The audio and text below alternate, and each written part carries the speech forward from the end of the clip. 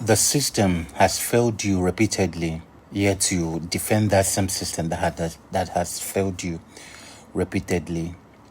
The structure is broken, yet you actually explain it away. You find justification for that. Now, the question is, why would anyone defend what is hurting him or her? The answer: because the human mind has a hidden need, not for fairness, but for, you know, what we call illusion of stability. You want the status quo to remain, even when that stability is a cage hurting you. This is called system justification bias. It could happen in the positive or in the negative. In other words, people may be gaining and they want to protect that system. They may also be losing and they want to protect that system.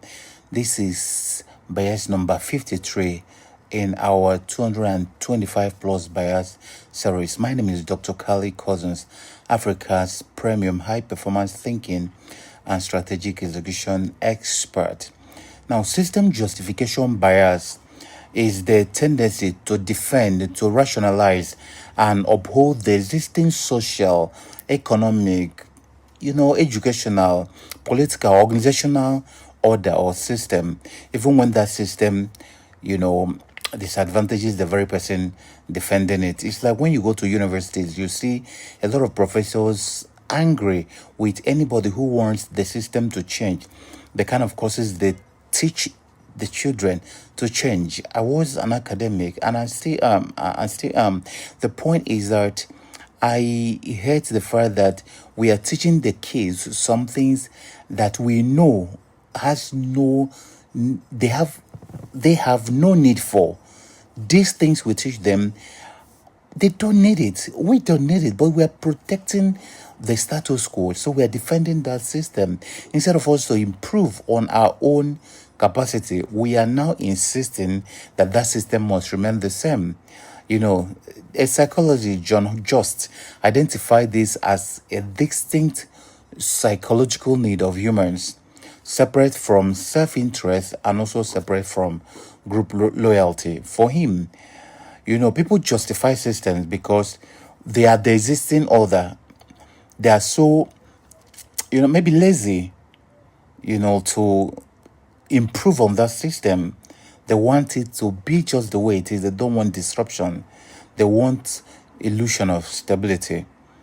The mind craves the comfort of predictability over the comfort of acknowledging or discomfort of acknowledging that the structure around it is unjust, the structure is broken, the structure is no more working, it's arbitrary, the structure is not giving the productivity, the structure is flawed. Now, because the thing that admitting that this structure is flawed means admitting your reality is less stable than you need it to feel. So because of that, you don't want something to destabilize what you have already, because a bed at hand is worth more than 100 in the bush. In business, it happens. In relationship, it happens. Okay?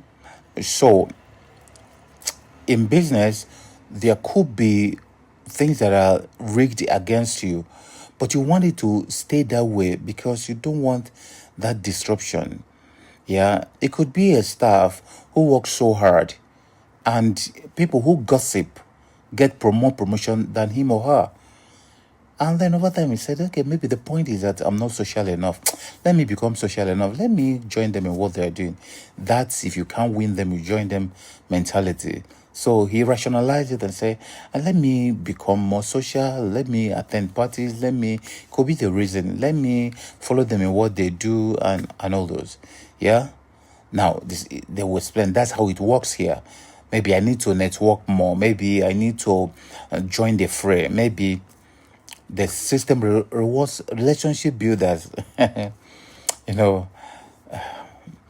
they think that's fair. It happens in a lot of countries.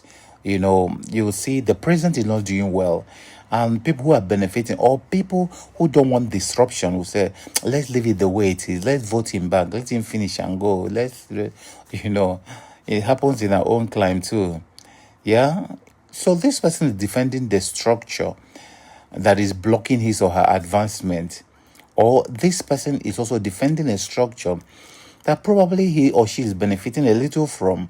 You see a lot of military people, police and those in the security agencies who act as spokespeople for these agencies over time.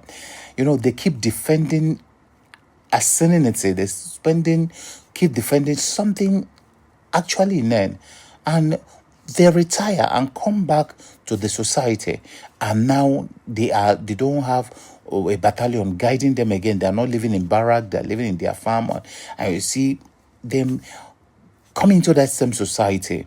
Yeah, you see attorney generals in this country who could have done the right thing and they didn't. Now they are out. The system is haunting them. The same for everything. Yes. So this is a problem that we need to understand, that anytime something is not going right, let's not justify it. Let's actually work on changing that system, even if you're benefiting from it. So it shows up in industries with outdated pricing, norms. For instance, if you check the legal profession, accounting, check building, and all those, not even just pricing. Some of them, their practices. You say a lawyer cannot advertise. You say an accountant, what do you call it, a medical doctor cannot advertise. And then you see foreign companies and foreign hospitals come and put very big billboards in our cities, and then they will advertise German hospital, Saudi hospital, and nobody will question them.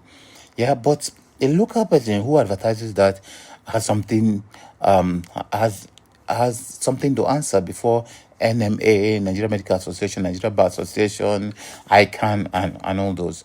So, and they say, yeah, that's what our profession thrives on. It thrives on. No, there are times systems should change. Yes, what was there yesterday may not be functioning today. Yeah, so don't justify a system that is costing you. Put your leg down and let's start doing something to change that system.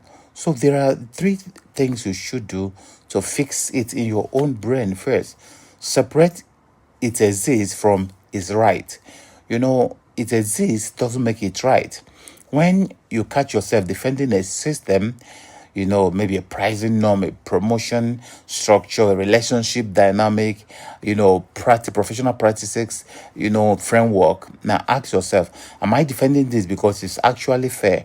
Or am I defending it because it's something I'm familiar with and I need it to feel stable? I don't want anything to disorganize this thing. Let's leave it the way it is. Though it's broken, but we may want to fix it, and we find out that we have scattered it. Yeah. So always know that it exists is not the same as it's right. Now, number two, audit who actually benefits. Before justifying any structure you operate within, justify any system, ask this question: does this system serve my interests? Now, or am I rationalizing my own disadvantage to avoid the discomfort of challenging it? Also ask, does it affect, or rather, does it give me better advantage and then leave every other person disadvantaged? Because it could be something you benefit from, but it is not right. The nepotism, bribery and corruption, racism, xenophobia, but because you're benefiting, you think it doesn't concern me, I'm not suffering.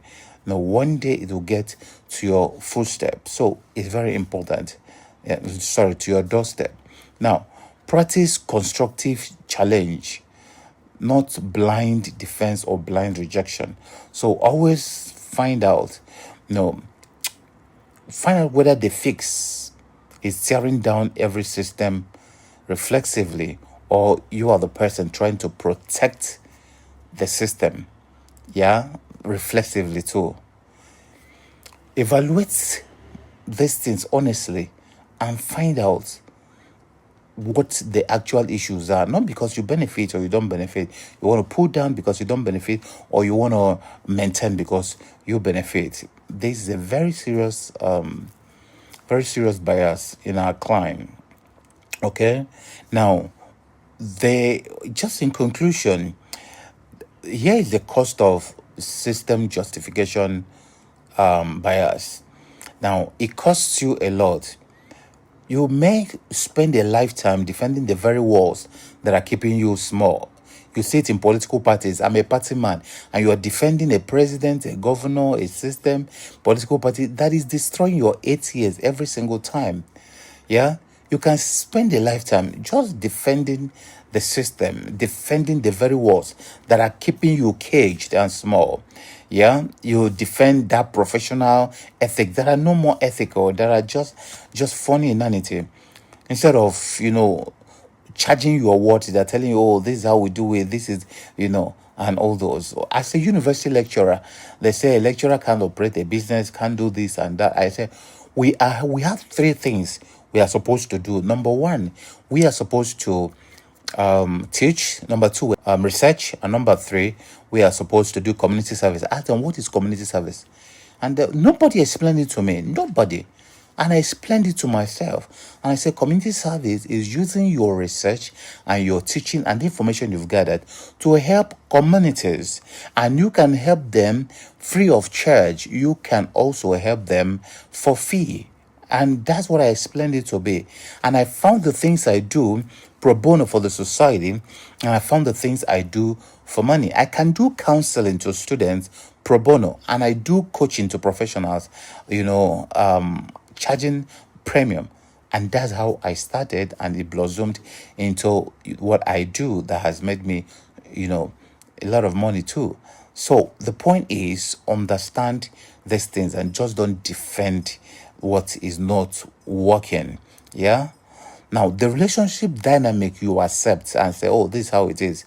And instead of building something fairer, you say, this is how our fathers did it, how our forefathers did it, how our mother did it, how our mother. There are times you may need to actually ask questions and try to find out, why is this system unchangeable? Why can't we change it? Yes, it happens in our income structure. We are family of civil servants. Oh, we are family of doctors. Oh, we are family of lawyers. Ask question. Can I be rich just being a family of doctors and all those? You ask those questions. Systems are not sacred simply because they exist. Systems can be challenged. Question what deserves questioning. Okay, defend what is genuinely fair, and stop mistaking familiarity for justice, because you are familiar with that. It is justifiable. That is not true. Okay, so not every system that exists deserves your defense. Not every status quo deserves to continue like that. Now, I need you to share this with everyone who has been protecting a structure that was never protecting them. The lecturers and professors in the university who do not want courses to change, to be renamed, for some courses to close. I don't want to mention some of those courses. Even the one I read up to PhD level. Some of them are, I don't want to say useless. Some of them are not supposed to be subsumed into other courses. Yes, so it's very important we understand this. The question, when was the last time you fed the mind that makes the money? Let's discuss this.